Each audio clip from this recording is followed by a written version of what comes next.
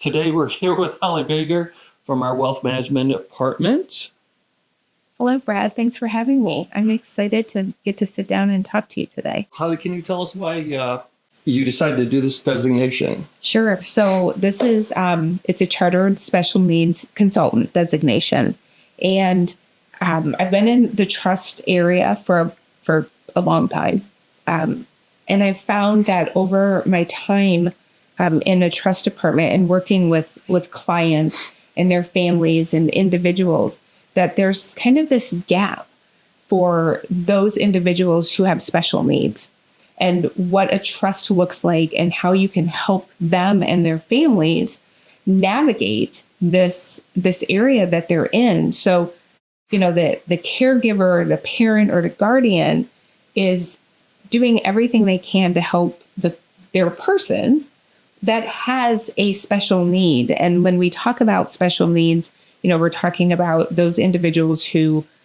perhaps have had at birth, and or someone who was in an accident and there was a head trauma, or anything in an area where they need to receive perhaps benefits from the state or federal government, but they have money, and what needs to happen in that way. And so I found that there's this area, and they're working so hard to take care of the person who needs their help just from an every day-to-day standpoint, and trying to get all their benefits for them, and then try not to lose the benefits because they have funds available.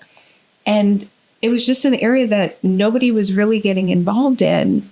And you're watching the caregiver do everything they can for this person, and yet nobody to come alongside them and help them navigate all the government agencies. And so, we're in the trust department. That's something we do, but I just felt that it was very important to help them while they're helping the person who needs it. Are there many people who have this designation? So far, no, I don't think so. It was a year-long class. We took 3 modules for it. I just attended a seminar, and there were only 50 of us there from the state of Michigan. So I don't think so. I think it's an area that is up and coming. We're seeing more of it with, just different trends medically that we're seeing. But I don't think many people have gotten the designation because it's not just your traditional trust or investment. Right. There's other aspects of it. So right. But needed. Very, very much needed. So you talked about the balancing out the investments and our government aid that's available. Can you expand a bit about that? Sure. So when someone has a supplemental needs trust or a special needs trust, there are certain parameters in which you have to stay within to ensure that you don't lose their state or federal benefits. And so whether the individual has a first-party trust or a third-party trust, and if you want, I can get into those, what specifically those mean and how they interact with the individual. But with respect to the investment piece, so as the fiduciary here at County National Bank, we would do the trustee piece and the investment management. And so a special needs trust or a supplemental trust provides this individual with those things that aren't covered by state or federal aid. So when we're putting together their portfolio, we're also going to look at how old is the individual, what are their needs, because similar to, if I was doing your investing, I'm going to ask you questions. When do you want to retire? How long do you think you're going to live? Those sorts of things. That helps me put your allocation together. So how much stocks, how much bonds? And that's the same for an individual who is the beneficiary of a supplemental needs trust. Is what is their time horizon? Like, what is their longevity?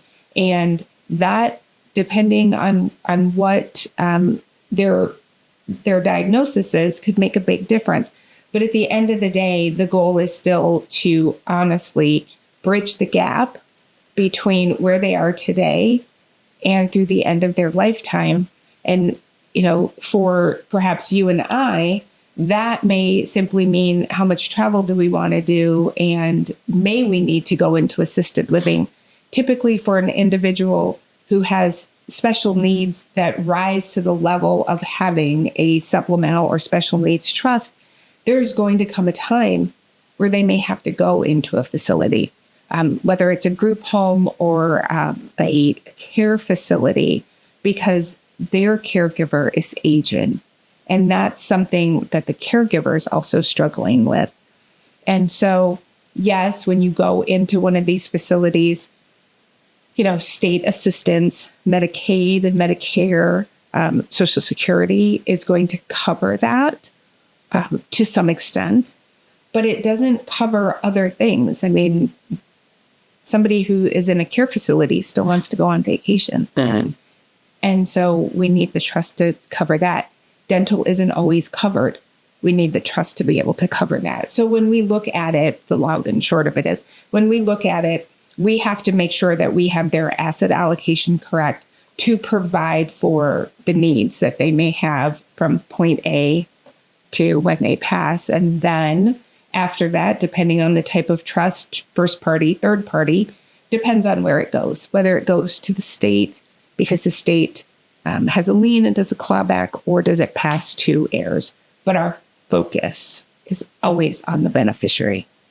From my experience, just as being learning disabled, people don't really listen to us or our parents. So how would it be different coming in and sitting down with you and your team? Is this something that you're just, they understand what I'm talking about? Or is it going to be more of a, you know what, let me make sure you understand situation? Yeah, it is absolutely more of a, I am going to, and my team, each person is different. And we are going to ensure through questioning cues or just taking body cues of how do I best explain to my client, what the investments look like, what are their needs. If, first and foremost, when you and I sit down, I need to know what your needs are and what your goals are. And I need to adjust how I interact with you to ensure that you're getting the information that you need from me in the way in which you can receive it and comprehend it and, adjust to it. And I think that's my job, to make sure that I'm altering my communication style with you to make sure that you understand it. Now, the information I'm providing you is going to be the same as the information I provide any of my other clients, but it does have to work for you. And that was one thing in the class that I took, several of the classes, they really hit on that a lot. And for example, the first module dealt all with the person. So it was this switch in a look at it. So, I grew up in a time where you always talked about the quote disability and then the person. So, it would be like you would talk about my disability first and then me as an individual. And what we were taught, and I buy into it and I believe it, is it's the individual first and then their diagnosis. Right. And when you flip that in your mind, I think that makes a huge difference, because then what you're seeing is what you should see, is the person. Right. Not the disability. And that helps you change how you interact and how you deliver information. And so maybe you're, more visual, meaning graphs. I love a graph. Everyone who knows me is probably tired of my graphs, but I love a graph. Right. And so maybe a graph is better for someone as opposed to just a bunch of words. Right. And for somebody else, a graph doesn't work, and it's, bullet points. And that's our job, to make sure we're communicating it correctly to you and to our clients the best way for you to understand it. That is great. It's great to hear, because, it's important that to see that, you're remodeling your thought process on it's the person. Yes. 100%. Yes. Yes. And, I think there are two segments that you look at. And I believe my job is to come alongside the beneficiary or the individual with the disability and the family and the caregivers, because I need to be able to help the caregiver not only navigate the investment management piece of it, but also to have at least an understanding of the tax implications. Although I will always refer to a CPA, but I need to at least be able to spot those issues and have an understanding of what benefits are out there and how you can inadvertently step in something and have them lose benefits. And it may be something as simple as paying for groceries. Basic needs aren't, those are covered under benefits, not always a supplemental needs trust. Right. And if you don't know that, you can create an issue with their benefits. And so some of that is making sure we don't do it, but also educating the caregiver to help them understand why we can't pay for certain things, but also help them find the services that are out there. Because especially if it's something that happens, at birth, or you've been living your life and then there was a car accident and now there's a traumatic brain injury and there is this, special needs trust. The caregiver is going through a lot. Whoever that person is, they have all of this thrown on them and they don't always know where the resources are. And our job is to help them navigate those resources. And then for our beneficiary to help them, have the best possible life Right. that they can have. That is great to hear. Because even like you said, if life is going along just fine, and then somebody gets in a car accident, what do you do? And so It's so nice to be able to reach out to someone being, hey, this just happened. It's out of the blue. How can we move forward? Mm-hmm. And that's a great asset to have for our bank. Yeah. And the trusts are typically written based off the statute. Mm-hmm. And we have, good attorneys who can draft it. And this is not a knock on attorneys because I am one. But I also think it's our job here at CNB, and it's my job to sit down with them and pull it all out of legalese, right, and explain it. And attorneys do a great job at that, but sometimes a different way of talking about it is helpful. And not being in the attorney's office. Right. They're not talking to an attorney. They're just talking to a person, a banker, right, or whatever. But explaining and helping them understand what this, 40-page document is. Right. Is important too. It's a lot of words. It's a ton of words. But what value I believe that CNB's wealth management brings to the table is that, along with our investment, kind of the full approach, the investment management services, and the ability to help them navigate the different services that might be out there and understanding the tax implications and all of those things, is honestly, we're here. We're in their community. And we've said it before, I'll say it again. I'm going to see you at the grocery store. And it means it's very important to me that if they have a question, or if I have to say no to a request, that they understand the reason behind the no. So we always talk about it here. What is the why? And if you can explain the why behind the no, it's easier. It's not just the big bank said no because they don't want to give up the funds. It's not that. It's never that. It is if our trust committee has to say No, it is because it more likely than not is going to result in a loss of benefits, or it is truly not permissible under the trust. And once you can explain it to people and they understand it, it makes it easier. And so it's not a month before you have an answer from us. Right. And it's not just a no. Right. And the one thing that I like about this bank is the story matters here. Mhm. It's not just going down the data and everything. It's the story really matters. And it's important for people to realize, even if you think you might not qualify, it's important to ask. Absolutely. You're not out anything. Absolutely.